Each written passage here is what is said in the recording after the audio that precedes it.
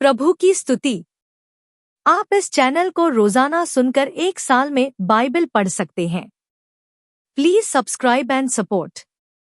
आज के बाइबल अध्याय। अय्यूब की पुस्तक अध्याय 25। अय्यूब की पुस्तक अध्याय 25।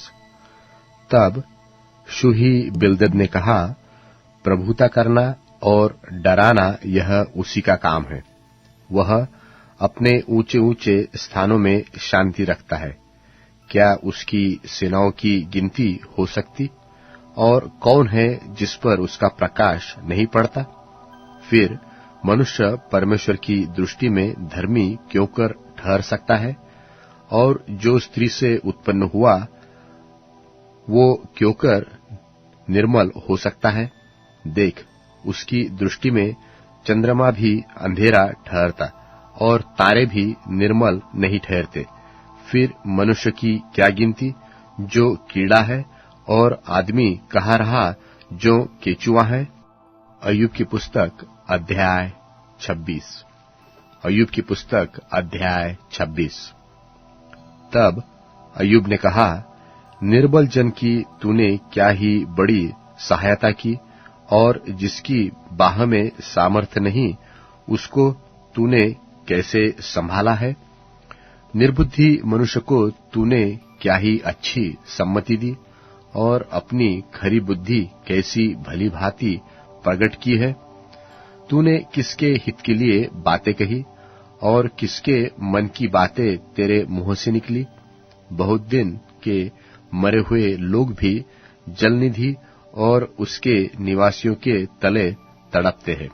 अधोलोक उसके सामने उघड़ा रहता है, और विनाश का स्थान ढप नहीं सकता। वह उत्तर दिशा को निराधार फैलाए रखता है, और बिना टेक पृथ्वी को लटकाए रखता है। वह जल को अपनी काली घटाओं में बांध रखता, और बादल उसके बोझ से नहीं फटता। वह अपने सिंहासन के सामने बादल फैलाकर उसको छिपाए रखता है।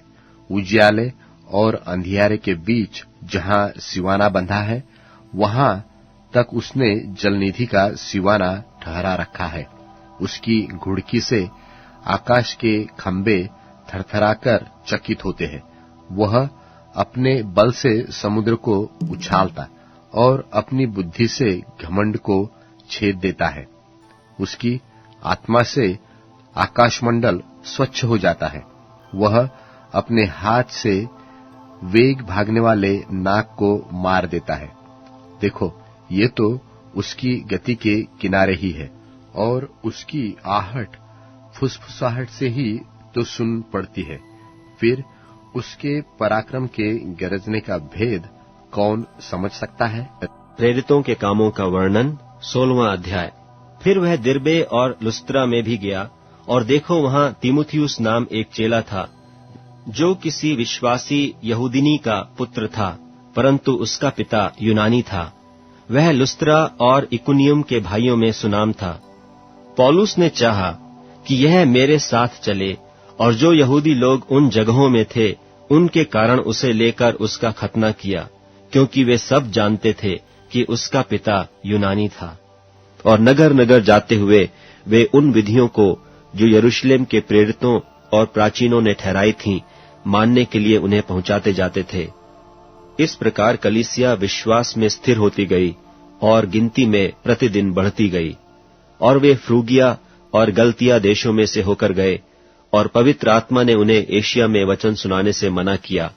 और उन्होंने मूसिया के निकट पहुंचकर बितूनिया में जाना चाहा, परंतु यीशु के आत्मा ने उन्हें जाने न दिया।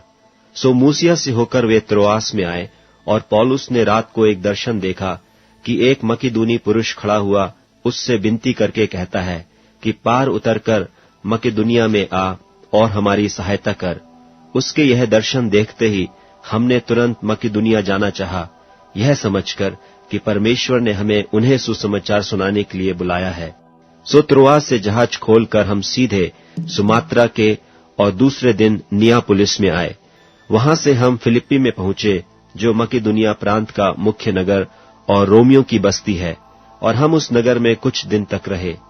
सप्त के दिन हम नगर के फाटक के बाहर नदी के किनारे यह समझकर गए कि वहां प्रार्थना करने का स्थान होगा, और बैठकर उन स्त्रियों से जो इकट्ठी हुई थीं बातें करने लगे।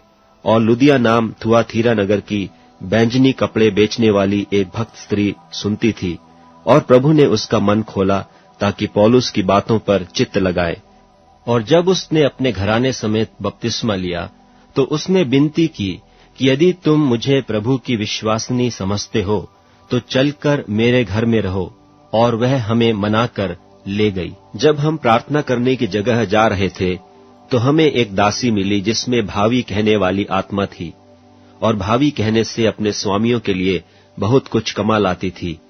वह पौलुस के और हमारे पीछे आकर चिल्लाने लगी कि ये मनुष्य परम प्रधान परमेश्वर के दास हैं जो हमें उद्धार के मार्ग की कथा सुनाते हैं।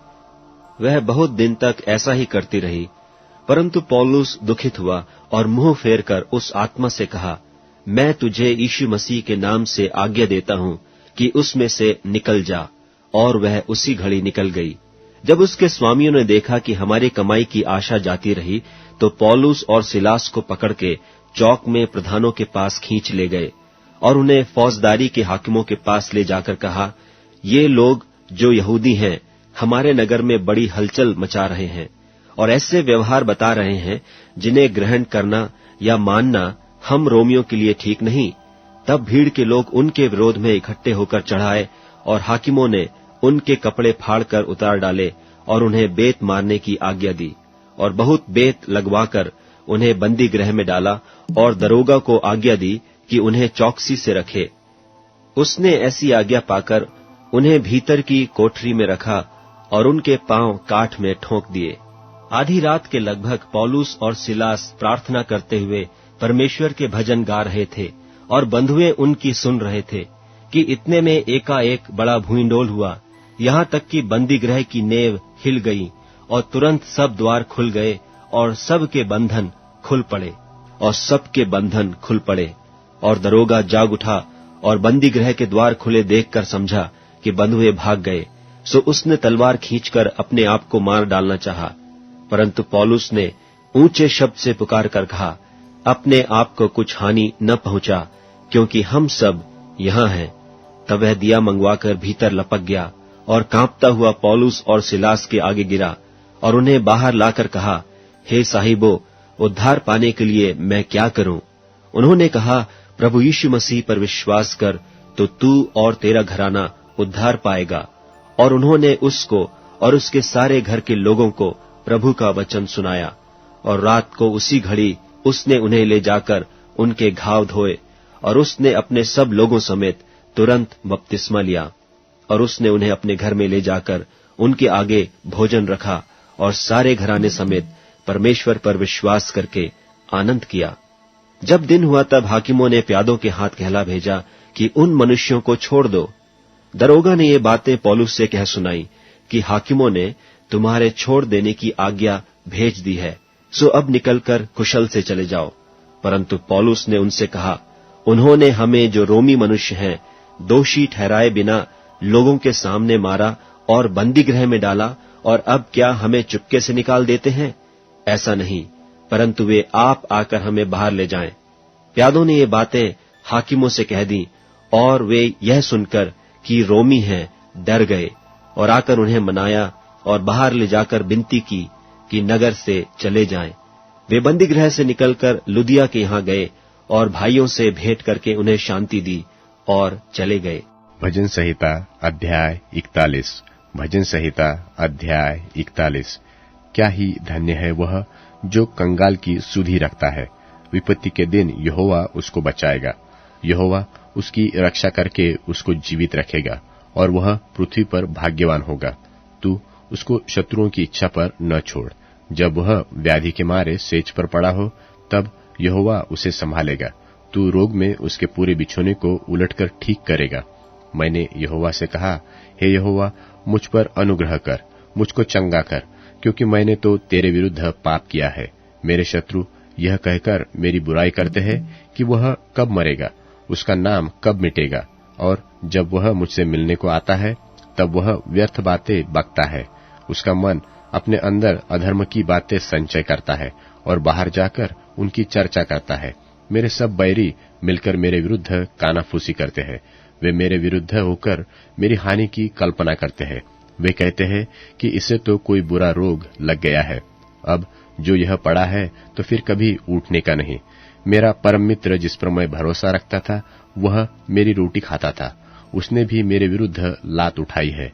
परंतु हे यहोवा, तू मुझ पर अनुग्रह करके मुझको उठा ले कि मैं उनको बदला दूं।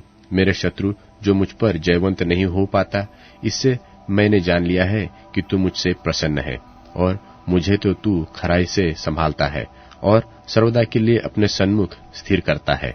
इस्राएल का परमेश्वर यहोवा आदि से अनादिकाल तक धन्य है। आमीन, फिर आमीन।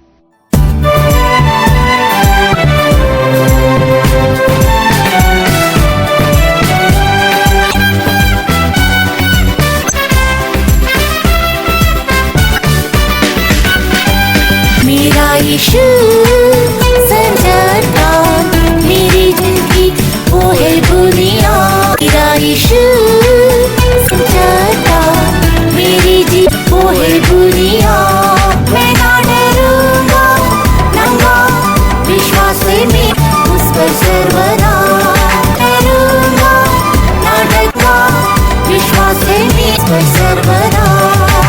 यीशु मेरे जीवन की बुनियाद। से भटक नहीं रहा, दुखी और व्याकुल तो आता। दिमाग से भटक नहीं रहा, दुखी और व्याकुल आता।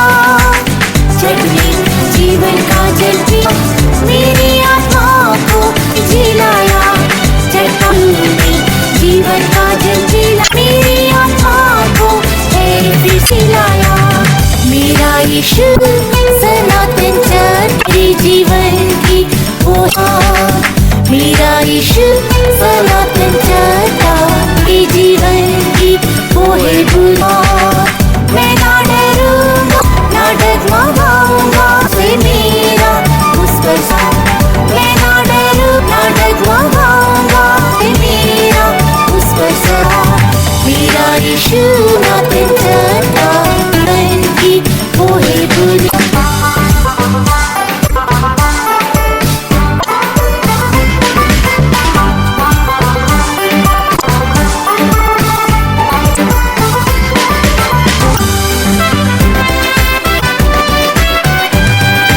दर्शन की जीवन में संसारिक जल होती गई। दर्शन की जीवन में संसारिक लाल होती गई। यीशु ने मधुर मेरी आँखों करके चलाया।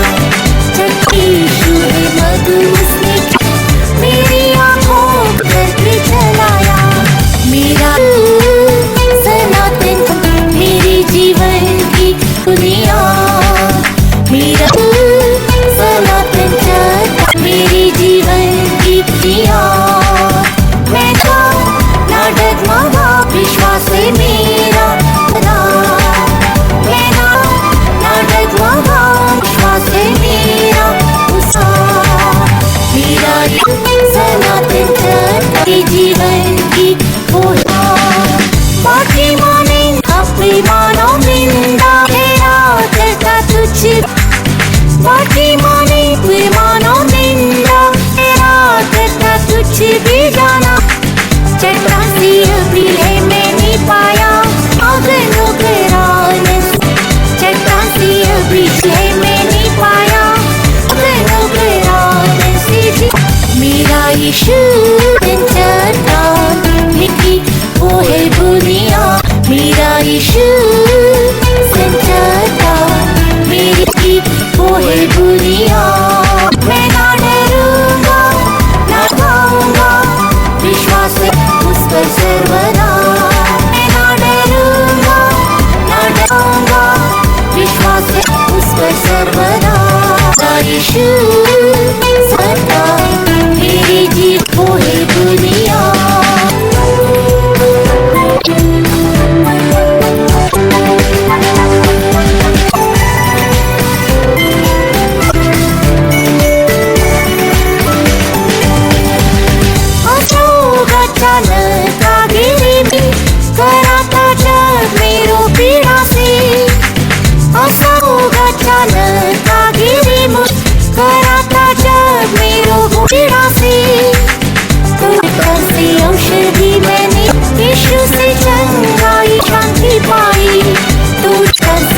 औषधि मैंने यीशु से चंगाई तस्वीर पाई।